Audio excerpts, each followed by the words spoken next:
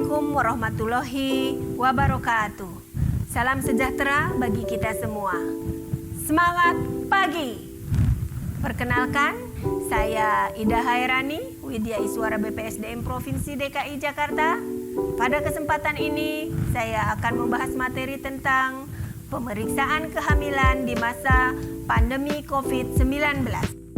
Pada materi ini, saya akan berbicara tentang definisi, tujuan, kebijakan antenatal care, kondisi gawat darurat pada kehamilan, frekuensi kunjungan pada antenatal care, 10T pada antenatal care, pedoman dan rekomendasi khusus pemeriksaan kehamilan, dan terakhir adalah asuhan keperawatan serta simpulan. Baiklah, saya akan menjelaskan terlebih dahulu tentang pengertian antenatal care. Antenatal care adalah rangkaian program pelayanan kesehatan untuk ibu hamil dilakukan oleh petugas kesehatan, baik oleh dokter, bidan, perawat spesialis untuk mengoptimalkan kesehatan mental dan fisik ibu hamil. Karena ibu hamil yang sehat adalah kondisi di mana ibu dan janinnya sejahtera secara jasmani, rohani, dan spiritual. Tujuan daripada antenatal care adalah memberikan pelayanan antenatal komprehensif dan berkualitas yang diberikan kepada semua ibu hamil sehingga ibu hamil mampu menjalani kehamilannya dengan sehat, bersalin dengan selamat, dan melahirkan bayi yang sehat serta berkualitas.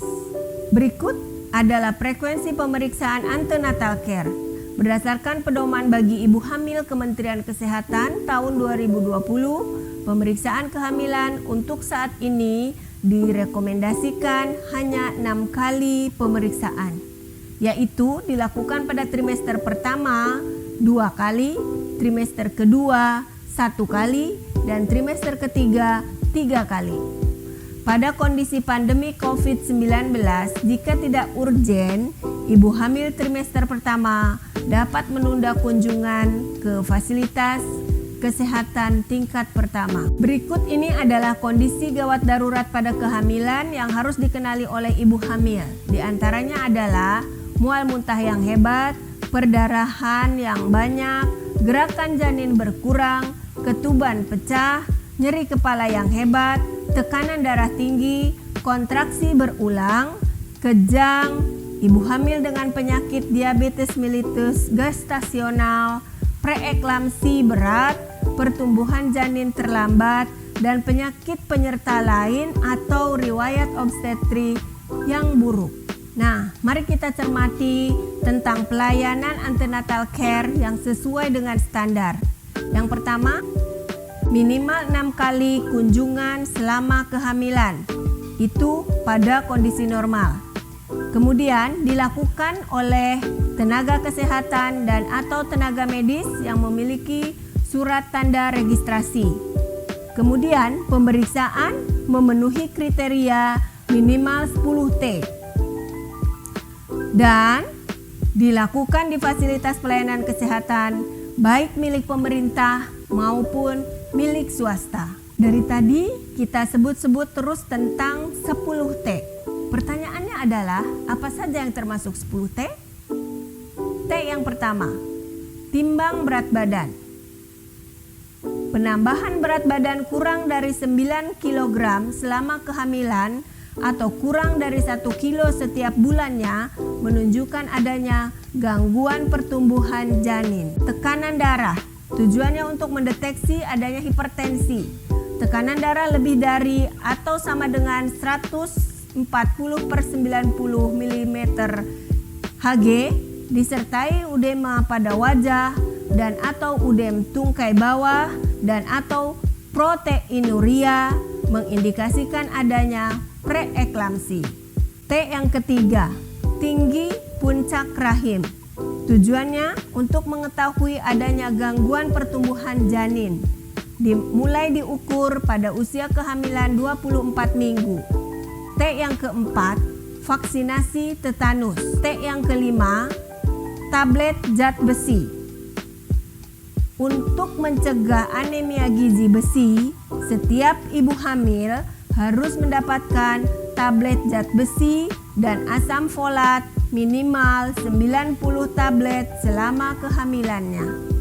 T yang keenam, tetapkan status gizi dengan cara mengukur lingkar lengan atas. Jika lingkar lengan atas kurang dari 23,5 mengindikasikan adanya kekurangan energi kronik sehingga ibu dapat melahirkan dengan berat badan bayi lahir rendah.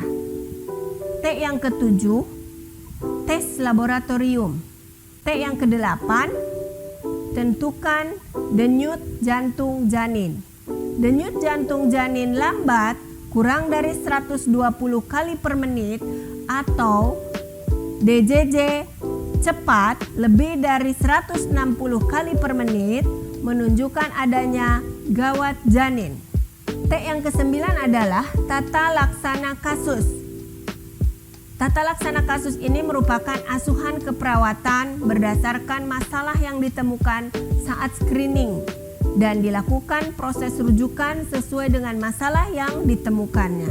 Dan terakhir adalah T yang ke-10, temu wicara atau konsultasi kehamilan. Berbicara tentang antenatal care pada masa pandemi COVID-19, maka kita harus mengetahui prinsip layanan atau screening dan asuhan terstandarisasi. Berikut rekomendasi umum pelayanan antenatal dari Perkumpulan Obstetrik Ginekologi Indonesia atau POGI.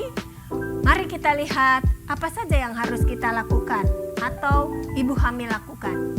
Sebelum melakukan kunjungan ke fasilitas kesehatan, ibu hamil harus membuat janji temu terlebih dulu dengan tenaga kesehatan pemberi layanan guna menentukan jadwal pertemuan dan mendapatkan saran dari tenaga kesehatan.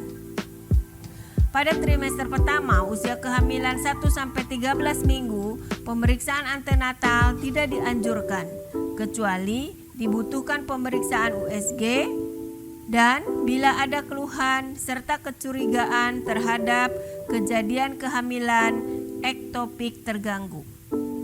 Pada trimester kedua, usia kehamilan 14-27 minggu, pemeriksaan antenatal dapat dilakukan melalui telekonsultasi klinis, kecuali dijumpai adanya keluhan atau kondisi gawat darurat. Kehamilan trimester ketiga, usia kehamilan 28-41 minggu, pemeriksaan antenatal harus dilakukan dengan tujuan utama mempersiapkan proses persalinan. Kemudian, pengisian stiker program perencanaan persalinan dan pencegahan komplikasi atau P4K bisa dipandu petugas kesehatan melalui media komunikasi. Selanjutnya, ibu hamil dianjurkan mempelajari buku KIA dan terapkan dalam kehidupan sehari-hari. Kemudian, ibu hamil harus memeriksa kondisi dirinya sendiri dan gerakan janinnya. Jika terdapat resiko atau tanda bahaya tercantum dalam buku KIA, maka periksakan diri ke tenaga kesehatan.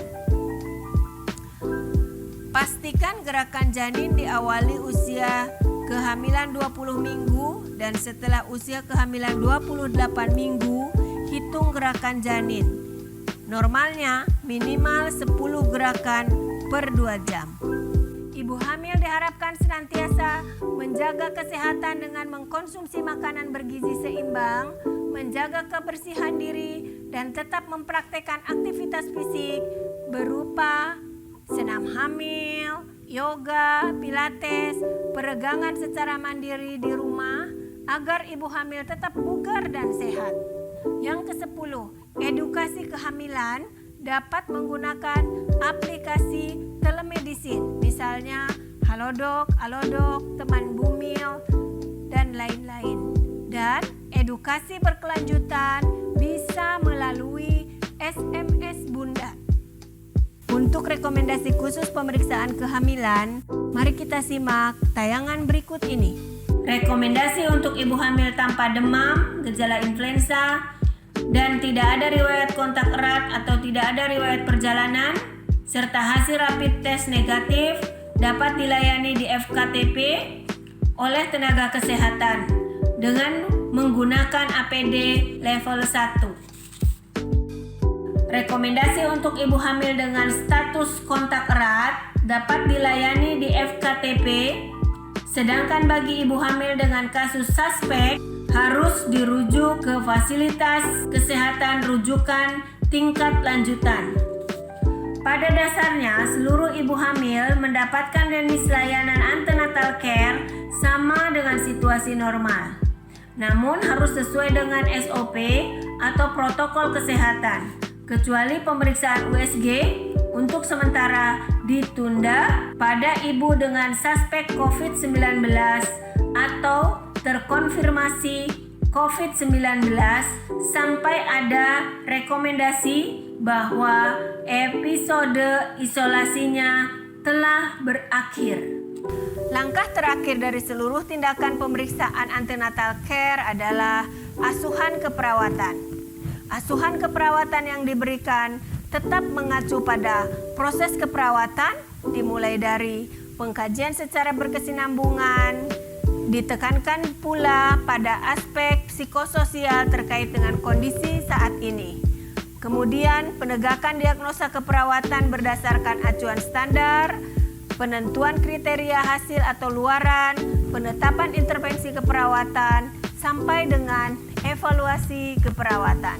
Kesimpulannya adalah pemeriksaan kehamilan pada masa pandemi COVID-19 selalu memberikan berbagai kekhawatiran, apalagi jika harus rutin datang ke rumah sakit. Namun, pelayanan antenatal care harus terus didorong agar ibu hamil tetap memantau kehamilannya selama masa pandemi COVID-19 dengan memperhatikan protokol kesehatan termasuk juga physical distancing. Hal ini penting dalam rangka mendeteksi atau mencegah terjadinya komplikasi kehamilan. Demikian penjelasan materi yang dapat saya sampaikan. Semoga bermanfaat. Wassalamualaikum warahmatullahi wabarakatuh.